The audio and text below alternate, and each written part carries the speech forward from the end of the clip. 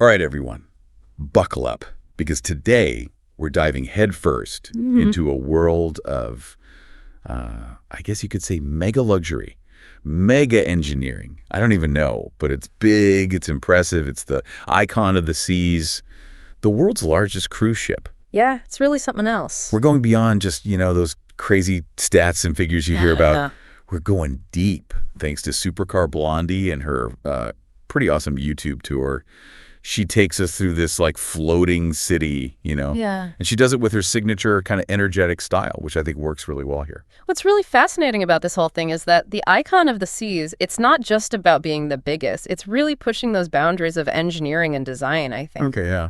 We're going to see how they've created all these experiences for passengers, but also how they've tackled some seriously massive logistical challenges. Right, because, even getting it built in the first place is a challenge. Exactly. Okay, so first things first, let's talk about that Titanic comparison. Yeah. Everybody knows the Titanic, right? This thing, the icon of the seas, is 5 times bigger. 5 times bigger. When you start to think about it in terms of what's called gross tonnage, it really hits you. What is gross tonnage? It's basically a way to measure a ship's internal volume, like how much space is actually inside. And the icon of the seas, it comes in at a mind-blowing 248,000 gross tons. Okay. To put that into perspective, that's like trying to squeeze 33 Eiffel Towers inside this ship.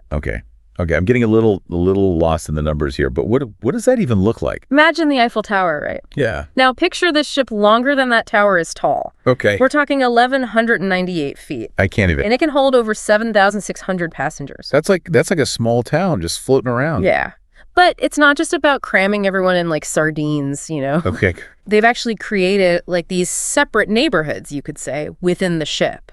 Each one with its own vibe, its own attractions, things like that. It's a really smart way to avoid that kind of overwhelming feeling, I think, you can sometimes get on a ship this size. Makes sense.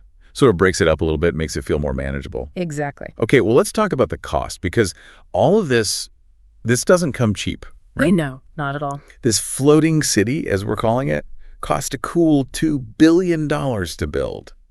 So is it worth it? What do you think? It's definitely a gamble, right?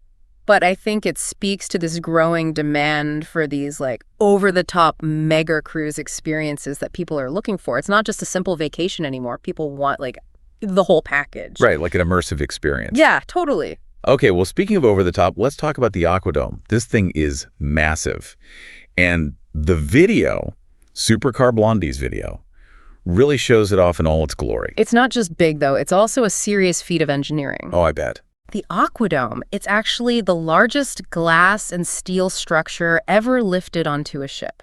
Think about that for a second. Okay. It took them, get this, over 80 hours, so 3 straight days of nonstop work, to carefully install this dome. Oh, wow. And the weight, well, it's the same as 197 Lamborghinis. Okay, that's a comparison I can understand. Yeah, something a little more relatable. A little bit, yeah. Yeah. So, what are the challenges then of building something that massive out at sea? Cool. It's not like you're on solid ground. Right. You're dealing with constant movement. You have to think about corrosion from the salt water and the need for really, really precise engineering. The AquaDome is essentially this giant self-supporting structure. It had to be perfectly balanced, perfectly secured, just incredible.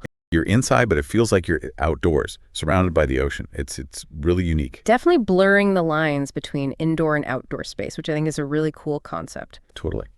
And speaking of being outdoors, can we talk about Central Park, an actual park on this ship with over 30,000 plants? Yeah, I know. It's amazing. How do they even keep all those plants alive at sea? That just seems, I don't know, like a logistical nightmare. It's a very carefully controlled environment. I bet. They have entire teams of horticulturalists on board, managing irrigation, the lighting, even simulating weather patterns. What? Yeah, they want to mimic the plant's natural habitats as closely as possible. That's insane. Oh, and get this. They even pump in bird sounds to create a more immersive experience. Really? Yeah. Okay. That is attention to detail. It is. They've really thought of everything to make it as authentic as possible. I think so. They want to create a truly unique experience, and I think they've achieved that. I think so, too. All right, well, from the green and serene, let's move on to something even bigger and, I guess, shinier. the Pearl. Oh, yeah. Another record-breaking sphere. This thing is huge. We're talking the weight of a Boeing 747 here, and it's taller than the Hollywood sign. I mean, what? It's impressive, but it's not just about size, right? In the video, you see the Pearl, and it's kind of like moving and changing. It is. It looks like almost alive. Exactly. That's what makes it so fascinating. It's covered in like 3,600 individual tiles, and each tile is controlled by 3 motors. Hold on. Yeah. So we're talking over 10,000 motors working together to create these like mesmerizing kinetic displays. So it's like a giant moving work of art. You got it. I love that. It's constantly changing the way it reflects the light, refracts the light. It's captivating. It's really a great example of how technology can enhance the passenger experience, I think. Oh, absolutely. Okay, so from art, let's move to, I guess, indulgence, because we got to talk about the suites on this ship. These are like next level accommodations. Definitely catering to a certain clientele, that's for sure. Oh, yeah. Like take the Royal Loft Suite, for example. Okay. Starts at $11,000 a night, per night. $11,000 You heard that right. for a room. Well, it's more like a massive balcony with like insane ocean views, a private jacuzzi, a duplex layout. It feels more like a swanky apartment than a cruise ship cabin, honestly. Oh. It's incredible. Okay, but what about families? I mean, surely they have something at that level for families. Oh, they do. They definitely do. The ultimate family townhouse is even more expensive, actually. $12,100 a night. More. But it's all about fun, Okay. right? You have a slide that goes between floors, an interactive game table, a huge screen for movies, like all kinds of playful features. Someone actually paid $137,000 for a week in this suite. $137,000 for a week. That's like buying a car. Yeah, it's wild. But it shows you like this trend of experiential travel, you know? Right. People are willing to spend big bucks for unique and unforgettable experiences. It's not just about, going somewhere anymore. It's about what you do when you're there. Okay, so we've seen the fancy stuff.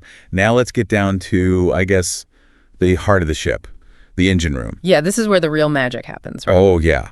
This is where we see the power, the complexity of this massive vessel. Exactly. So what are we working with here? 6 massive liquefied natural gas engines generating a combined 120,000 horsepower.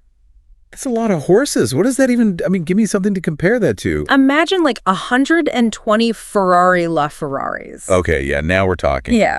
So besides sounding super cool, what's the benefit of using liquefied natural gas? Well, it's considered a cleaner alternative to some of the more traditional marine fuels out there.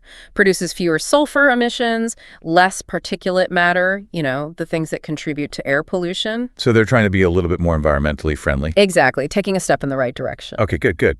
And just from seeing it in the video, the engine room itself. Oh, it is. Pipes, wires, machinery, all working together. It's like a symphony almost. It's pretty amazing, isn't it? It is. When you think about like the skill and the ingenuity of the engineers who actually designed and built this, it's pretty humbling. I agree.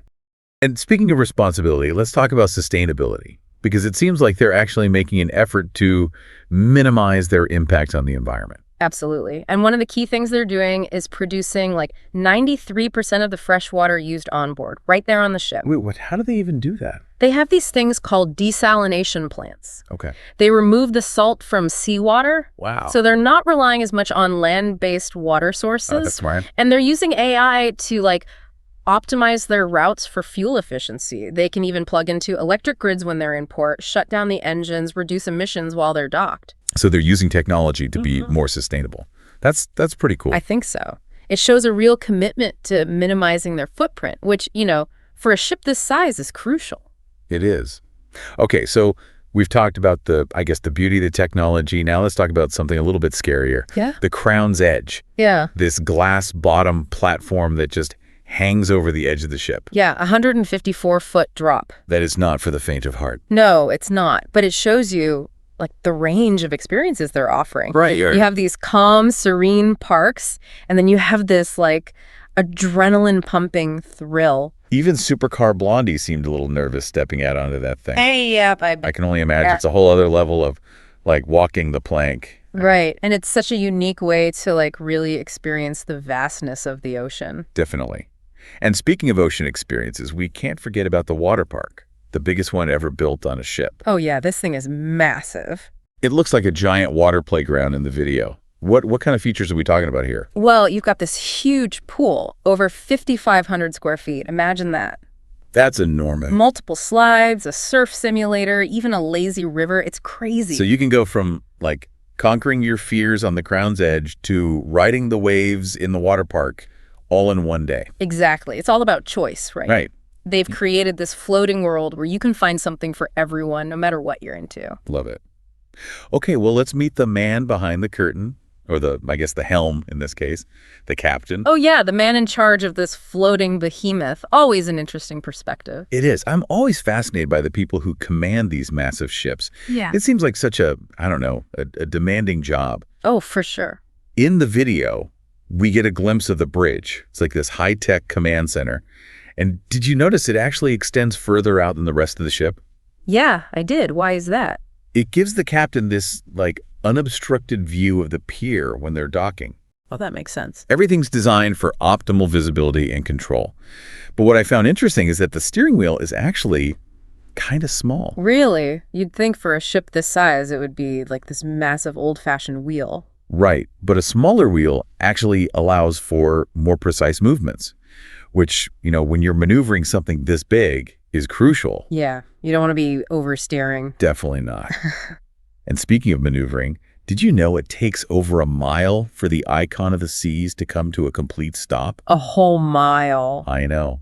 Gives you a sense of the, inertia involved, right? Yeah. And in addition to the standard braking systems, they even have this braking assistance button, like for emergencies. So what does that button actually do? Well, it basically provides extra stopping power by engaging these thrusters that, work against the ship's forward momentum. So it's like a last resort, almost. It is. It's a safety net in case, things go wrong. That's incredible. It really is amazing to see how technology is shaping modern cruising. Absolutely.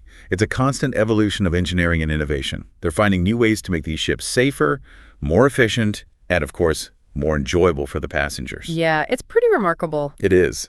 What do you think about these mega cruise ships? Do you think they're a good thing? I mean, on one hand, it's like unparalleled convenience and entertainment. You've got everything you could possibly want right there. Restaurants, bars, pools, theaters. You could spend a week and never get bored. Yeah, it's like a self-contained world of leisure.